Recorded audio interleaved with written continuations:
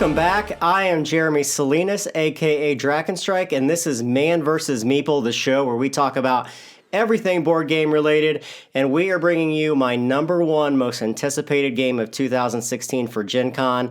Does it live up to the expectations? I'm talking about Terraforming Mars from Stronghold Games. And to help me break it all down, I have the most analysis paralysis persons I know in this entire world, David Waybright. That's not fair. That is totally absolutely not fair. You'll have to play with both of us sometime to find out. I am prone to some analysis paralysis. Yeah. But more than a little. Here's a secret. Jeremy is too sometimes. Welcome back, everybody. Thanks. We are really excited to look at this. This was not on my list, but I have to say, after playing it a couple times, I was really pleasantly surprised to find out what kind of game this was. Yeah. So a little bit of background. The game is a 1 to 5 player game. We have not played it solo and probably won't because... Or 5 players. Or 5 players. It is about 90 minutes to 2 hours in that time frame, would you think? Yeah, I think we're probably between 90 and an hour and a half, right? Yeah. So we're going to talk to you about our experiences with the multiplayer game, and not the solo game. So the whole idea is that Mars has now been colonized, or at least explored, and now you are needing to colonize it and terraform it into a habitable planet. There are 3 main stats that need to be raised. There need to be 9 oceans on the board. The oxygen level needs to go from 0 up to 14, and then the temperature has to go from negative 30 degrees up to plus 8 degrees. Once all of those things happen, which is a joint counter for all the players to use, the game ends, and then the total number of points are scored. So this is a hand management, tile placement, resource gathering, and card drafting if you choose to use the card drafting portion of the game, which we would highly encourage. Yeah, you have to. We'll get into that portion of it as we go. So the game starts, you see here as we set it up, it starts with nothing on the board. It's just a clear planet. You'll see a couple different tiles on here. We'll get to how these tiles effectively get played. But to start off the game, you can start in one of 2 different ways. You can start with a very beginner corporation, which everybody would have. It's 42 credits, so you start with 42 mega credits is what they call it, which is the unit of monetary credits in the game. And then you're going to start with 10 possible cards that you can purchase with the game. But we would suggest going just straight off the bat with the corporations that kind of tailor you into a very specific give kind you of some flavor. Give you some flavor for sure. In fact, if Terraforming Mars is a potential game for someone, I think they're probably going to be beyond those sort of beginner type of rules. Yeah, absolutely. So you got to start with the corporations that give you a little flavor. You know, I had one here that basically allowed me to increase the production of a resource when I took that resource from the board. Yeah. And start with different amounts of money and some extra resources. So it gives everyone a little bit of flavor and a little bit of direction, too. On how they want to do. Exactly. Yeah. There's 12 different ones, so there's a lot of different variety when you play the game. And just to note, too, this game is all about variety. We were amazed by the amount of different cards. I counted them. There's 140 unique cards just in the base set. Now, we haven't even... I'm not sure I introduced this portion to you guys No, yet, you didn't. But there's corporate cards, too, or corporate era cards. And there's 70 additional cards that we didn't even play with. All unique? All unique as well. Wow. So you're talking about 210 unique cards.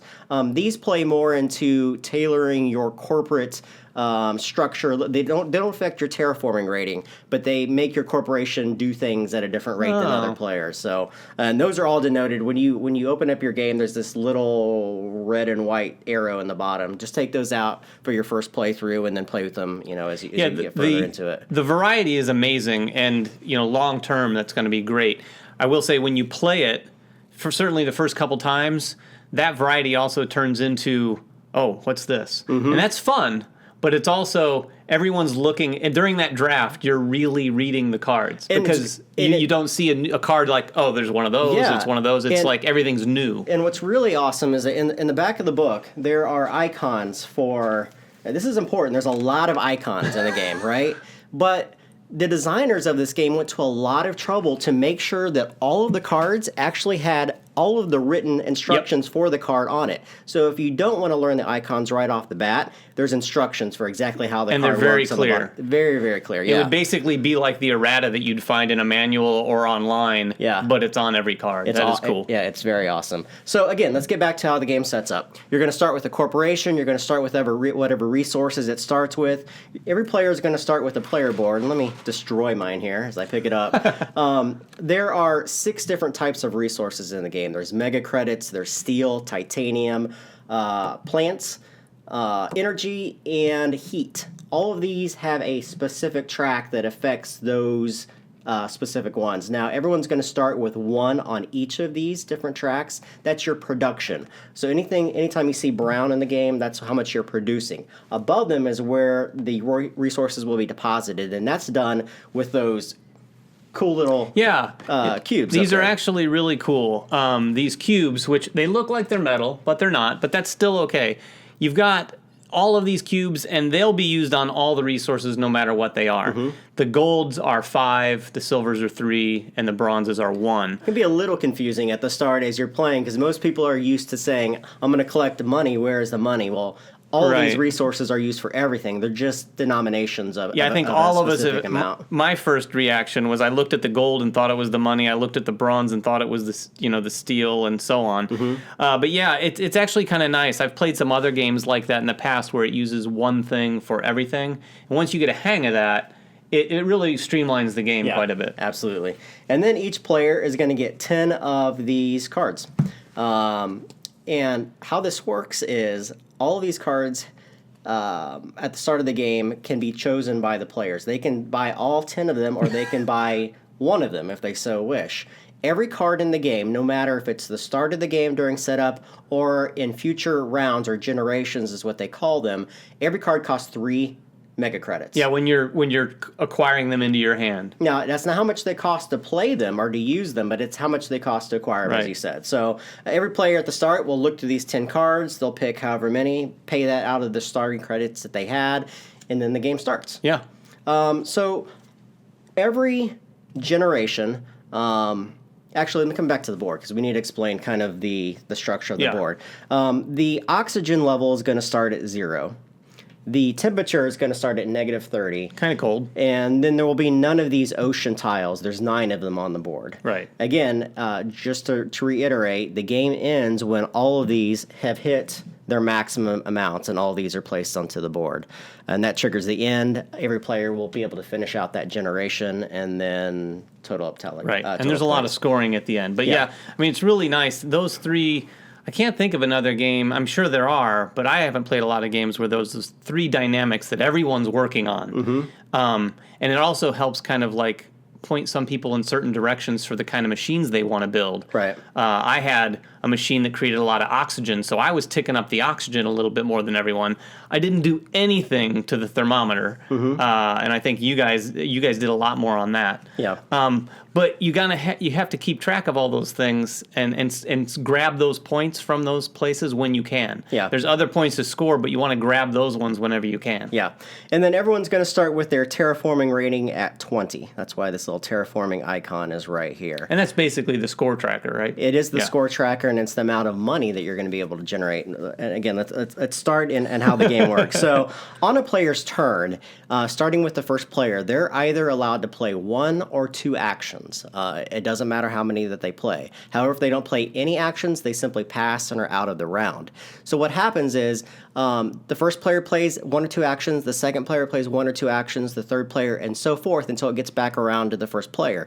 And they keep doing that round and round until every player is passed. Right. And that's a unique portion of the game because playing 1 or 2 actions allows you to get within range of doing something, but not allowing other players to get into that range, and then double acting on a second turn. Exactly, that's to do something. One of the coolest things that I didn't recognize for the first half of our first game was that dynamic.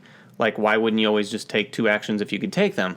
But then, if you can see here, for instance, on the temperature gauge, you can activate special powers if you're the one that moves it to that space. Right. So there's times where you want to go, okay, wait a minute, I need to do 2 actions to do that, and I've already spent an action, so I'm not gonna I'm not going to go halfway. I'm going to do it all in one move next turn so Right. that it kind of surprises everyone and I can grab that. Right. But again, you can get caught, wanting more because someone else jumps in there before you. Yeah.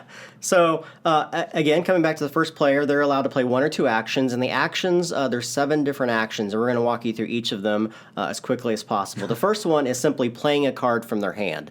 There's a couple requirements when you play a card. The first thing is you have to spend credits equal to the amount of mega credits that it costs, which is in the upper left-hand corner. Some of the cards have requirements. Requirements could be some things like there have to be 3 oceans already on the board. The temperature has to be at negative 10 degrees or higher. The oxygen level has to be at 6% or lower. If you don't have those requirements, you can't play the card. Right. Some other ones require you to remove steel or to remove energy, and if you don't have the production to remove, you can't play the card. Yeah, you basically have to be able to play it according to everything that's on the card. Yes. Yeah, exactly. So playing a card is one of the options. When you play the card, there are 3 different types of cards. There are blue, green, and red cards. Green cards are simply typically one-time effects. You do whatever it says, and then it's gets set in your tableau to be able to look at and possibly acquire points at the end of the game. Blue cards, however, have the capability of being used as an action as well. So you do have to pay for the card as an action, and then to use the card, you have to use it. Right. When you use it, you can only use it once per generation, and you simply just tap it to note that it's been used. This one, for example, says that I can spend 4 energy to grab a free steel and to move up the oxygen level. And there's a lot of these blue cards. Yeah, where you can, in fact, there's also some ones, too, that are ongoing, where you're not really tapping them. I had one that just made it so that when I played a card, I could play it for 1 less money. Yeah. Which is a really nice card. I got it really early, so Yeah. it made things a little nicer in terms of managing my money. And the last kind of card is the red cards. These are typically, not always, but they're typically things that can hurt other players. They often have that. Yeah, this one is an imported hydrogen. There's things like asteroids that can remove specific resources from a player and bump your resources up, or steal stuff from other players to bump your resources up. So Those are often pretty expensive. They're, Yeah, they are they're very not on the expensive. they're not on the low end for sure. So you have to save up your money. One other thing too that we want to point out is when you're playing the cards and paying for them, you can pay money straight up, but a lot of the cards have icons on them that allow you to use some of your other resources to sort of supplement that payment. Right. And the cool thing is those resources are worth more. So if you're spending steel, and a card has to say that you're allowed to use Right. steel, each steel is worth 2 gold. Right. So if you have a collection of steel, you're going to be able to play those cards a little more easily. Is it titanium? the titanium and the space cards are on the Right, second one. and the space card's another icon. When you use that, it's a 3-to-1. Yeah. So if you've collected a lot of titanium, there's certain cards when you're going around the draft that you could identify. I'll be able to play that for free, and still have a lot of money to play other things. Yeah. So that's action number 1. Action number 2 is taking a standard project, and these are available to anybody at any time. And this is kind of your get out of jail free card. The game doesn't restrict you from having the right cards to do the right things. Yeah. And that's represented by the standard actions. And there's a whole slew of them, from bringing out oceans to raising the temperature to getting more energy to discarding cards that you don't want for credits back to placing cities to placing greenery.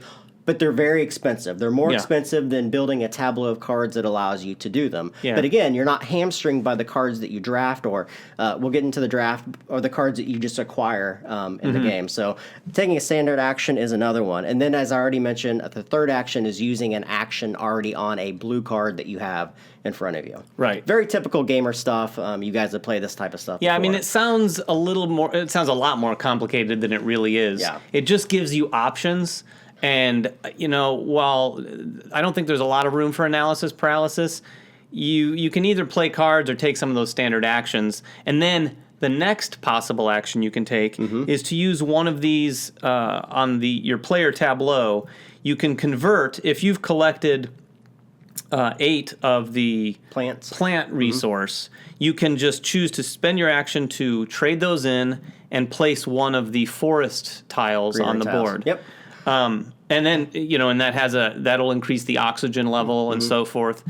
And then the other thing you can do is you can trade in 8 heat to increase the temperature. Okay. So basically, Yeah. everything you're doing, whether it's playing cards, taking these standard actions, taking these actions, are all about manipulating the temperature, the oxygen, getting water out on the planet, which is what's moving the game forward. And the last two actions that you can take are claiming a milestone or claiming an award. Oh yeah, these are cool. So there are the milestones are on the left-hand bottom of the board, and the awards are on the bottom right-hand side.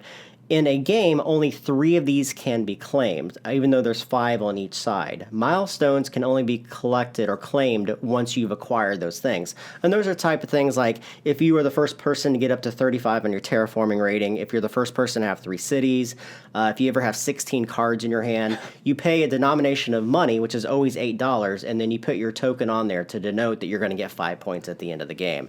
Same thing works with awards, except it's more of a betting system. You're betting on one of 5 different things to happen at the end of the game. Yeah, they're basically scoring mechanisms, up to 3 of which will happen. Yes, and those are all more expensive as the game goes on. So if you bet early, it's cheaper to get in. And these things are like, I'm going to bet that I have the most number of claim tiles on the end of the game. Or I'm going to bet that I have the most credit production by the end of the game.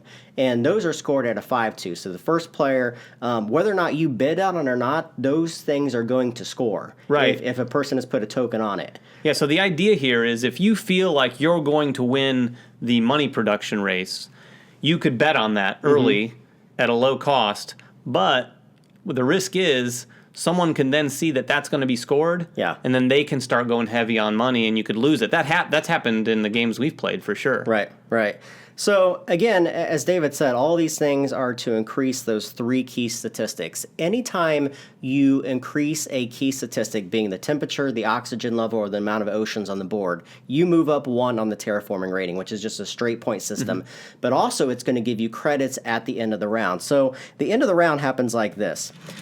Every player is going to move all of their energy that they've collected on this board and push it over to heat. Which is very cool thematically. Yeah, thematically, exactly. And then they're going to get the number of resources depending upon their production track, and they're going to place those in these depositories here. The last thing they're going to do is they're going to get the number of credits according to their production plus whatever their terraforming rating is. Yeah, the terraforming rating is really where you're going to get the lion's share of your money each time, unless you've really pumped into production. I think our first game, you had your production up to what? Like 30 something? I was gaining 61 credits every turn. Which is crazy, because when you have all that money, you can play so many cards. I would have to say that Jeremy had more cards out on the table than anyone else in that game. Yep. So once that happens, the turn marker is going to pass over to the next player, and this is where the drafting portion can come in. So in a typical game, every player at the start of the next round is going to get 4 of these cards, and then they can buy 1 to 4 of them. And again, as we said at the very beginning of the video, every card that they buy is $3. Anything they don't buy, they put face down so no one can see what was been discarded. However, this is where gamers are going to love the game. Yeah. You have the ability to, if you wish, to have a card draft, and you simply take one of the cards, put it in front of you, pass it, and keep doing that until you have 4 cards, and then you choose with that new hand what you want to buy. This is where the game really shines, because then you are using your corporate abilities, the things that you're good at, and finding the cards that you really want. And again, as we said, you're never hamstringed into doing any particular one thing because you have the standard projects to kind of get you out of jail free card. But I would highly, highly suggest the card draft. It does extend the length of the game because a card draft's going to add a couple minutes to every round. That is the part it's the part that slows down a little bit. Yeah. I mean, we haven't played it many, many times. I think after you've played this game a lot, you're familiar with the cards more. But like I said earlier, that first few times, you're reading these cards every time. So I wouldn't say that's where analysis paralysis sets in, but it's where some time is spent, for sure. So the game ends when all the parameters that we mentioned occur, and you're going to score points on a couple different things. You're going to get points for however many, how hard or how large your terraforming rating is. Yep. You're going to get points for the awards that you are first and second place in, for any milestones that you've achieved.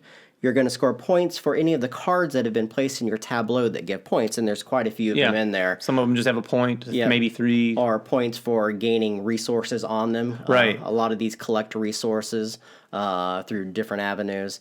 And the last thing you're going to get points for is kind of the, not really area control, but the amount of tiles, the tile placement that you have on the board. Right, you're going to be putting cities out on the board throughout the game, and then if you have forest tiles around those cities, those are going to score more heavily at the end of the game. Yeah. You're going to score some points along the way, or money rather, when you place cities next to oceans. There's a lot of things you can get out on the board throughout the game, including resources even. But at the end of the game, it's just really looking at your cities and how many forests are around them, I think. Yeah, so it's a pretty standard fair game going through it. It looks a little complicated. It's really not. The complication comes from all the different actions you can take, and there's a lot of different things you can do.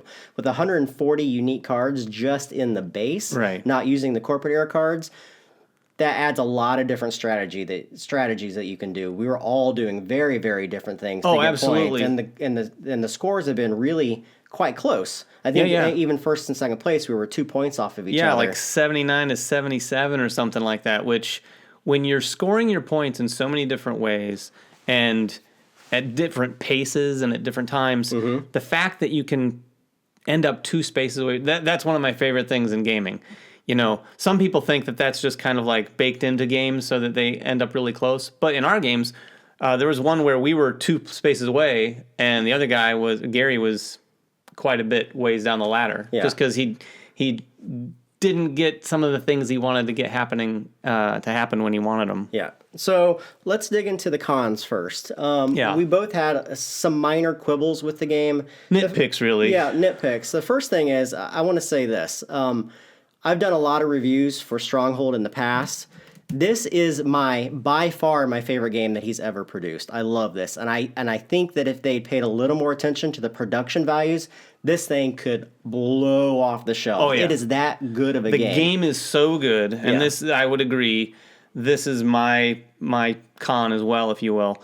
The production values aren't bad. They're not. No, they're not bad. The production values are good. For the most part.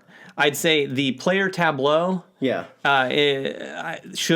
have been it's cardboard. Stock. It's cardstock. It's cardstock, and the graphic design on it isn't that great, which is such a contrast because I love the card design. Yeah, the card design, the box. Some of the cards have some. They used a mix of photographs and artwork, which is kind of strange. I guess I could see some people liking that. I found it to be a little odd when you have a photograph on one and art on the other. Yeah. But again, these are minor nitpicks. I mean, really, the better way to characterize it is the game is fantastic and in many ways fantastic looking. But if some little things that could have been done, even if it was a little higher price, would have made this game, right up there with all the other gigantic releases lately. Yeah. If this tableau was double thick with recessed places for all the cubes, and that would have been fantastic. We didn't even mention, but these show 0 through 10. You can actually go higher than 10, which requires you to stack these cubes. And with this being thin cardboard and they jostled around quite a bit. Yeah, a lot of the resources, and by the end of the game, you have tons of the gold, silver, and bronze cubes all over your board. So if you lean over the table or bump it, shirt drags on it. Right, it shakes around. Again, minor nitpicks, but the game, I would be trying to find a copy of this right now and buying my own if it had a lot of those other elements. Yeah, I mean, I think back to Scythe. If it had the production values of Scythe, this is in my opinion, this is a way better game than Scythe. Yeah, if this game, if it had those production values, you could sell this right up there and people would buy it. Yeah. I mean, it's a good medium weight Euro. A lot of, I guess we can go right into our pros. I mean, we've really gushed about the game already, but some of the things that I like, and probably the one thing that I like the most, is the machine building. Yeah. I love games, and I get lost in games that have good machine building. I'll have some cards, and I'm like, oh, that's going to be fun. I'll play that. And then, of course, what happens is I generally get sidetracked doing that every turn, having fun doing that every turn. whether or not it's helping me win the game or not, I'm not sure. But to have these little machines built to take advantage of the synergies between sort of energy and then maybe a card that uses energy to do something. Yeah. Is really fun, satisfying throughout, which Yeah. is a huge thing for me. Yeah, I love options in games, and this game with 140 unique cards plus another 70 corporate error cards. All the cards. Everything in the game is unique. You have a lot of different ways to strategize, to do different paths to success, to get your points and other players. You're never really hamstringed into doing anything in the game for the simple option that they gave you these standard projects to say, hey, we realize you didn't get any greenery things in your hand or you don't have good greenery production. You can still lay tiles, but they're going to be a little bit more expensive. Right. But you may have the resources and the monetary capabilities to do that with your corporation. A lot of different avenues. You never feel like, oh, I can't do anything this turn. Absolutely. And that's huge. I mean, it's just really good game design. Yeah, fantastic game. Where does it sit? Is it still number one for Gen Con? I think so. I think this is the favorite. It's Euro. And people know that about me. I love Euro style games. This is a game that I will probably pimp out. If you could, that would be a great aftermarket opportunity. If you could get some of those things we just talked about in terms of the components, I would buy this game and then I would buy those things for sure. Yeah. So that's Terraforming Mars, guys. It is a fantastic game. If you guys are Euro fans, if you guys like hand management and resource management and card drafting, which we both love. Yeah, it is a Euro through and through. Yeah. If you're not a fan of sci-fi for whatever reason, do not let that scare you off. Yeah. In fact, I actually find it refreshing to find really good Euro mechanics in something that doesn't involve grapes and sheep. Yeah. So I really, really like this game. Good job, Steven. Yes. And we'll see you guys next time. Make sure you follow us, subscribe to us. Like us on Facebook, everything. And you said MySpace. I said MySpace last night. We don't have a MySpace page, but you can check anyway. Thanks, guys. We'll see you guys next time. Bye-bye. Season 1 of Man vs. Meeple is sponsored by TMG Games, publisher of great games like Yokohama, Guilds of London, and the soon-to-be-released Colosseum.